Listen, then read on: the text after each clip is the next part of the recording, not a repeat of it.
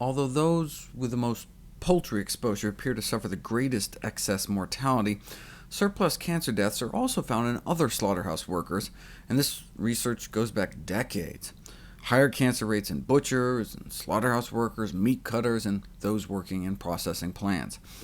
The bottom line is that it's clear from this large study and others reported in the literature that workers in the meat industry are at increased risk of developing and dying from cancer. The increased risk may be due to these animal-to-human viruses, or antigenic stimulation through chronic exposure to animal protein.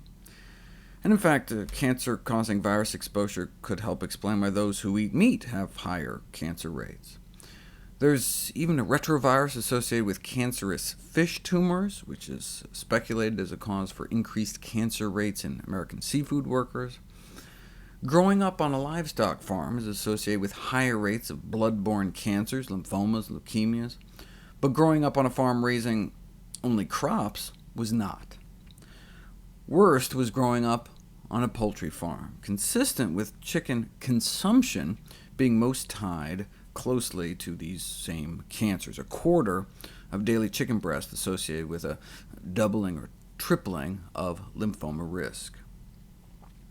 Researchers are finally able to start connecting the dots. High levels of antibodies to avian leukosis, sarcoma viruses, and reticuloendotheliosis viruses recently found in poultry workers provides evidence of infectious exposure to these cancer-causing poultry viruses.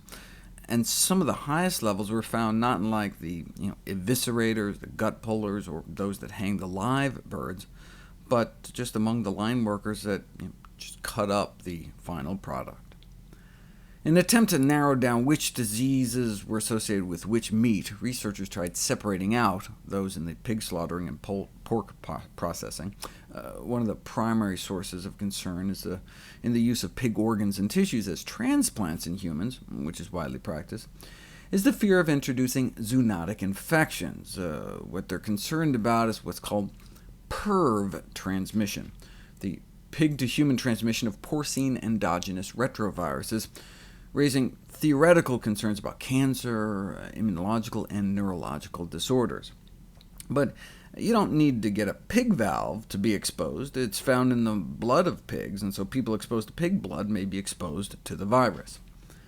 The main findings unique to the pork study, not found in beef or sheep processing, was the significant excesses of deaths from senile conditions such as Alzheimer's disease.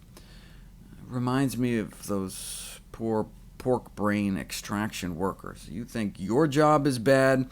How would you like to work at the head table? Well, that doesn't sound so bad, until you learn it's where, in the unbridled use of compressed air and the pursuit of the maximum yield of soft tissues, they blow the brains out of severed swine heads.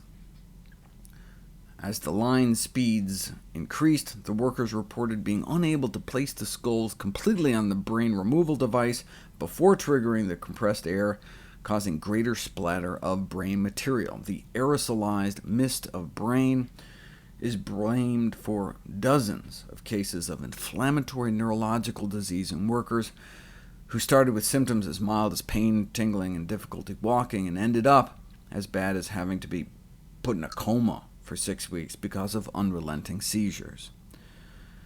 At first I thought it was some brain parasite, but now it's known to be an autoimmune attack triggered by the exposure to aerosolized brain. A similar mechanism has been blamed for meat proteins triggering inflammatory arthritis in people eating meat. See, by eating fellow animals, we are exposed not only to fellow animal diseases, but to animal tissues that our body may mistake as our own. This may be an advantage to eating a more plant-based diet. By eating outside of the animal kingdom, dipping into the plant kingdom or fungi, not only do we not have to worry about getting something like Dutch elm disease, right? Never has an autoimmune polyradiculoneuropathy been blamed on a head of lettuce.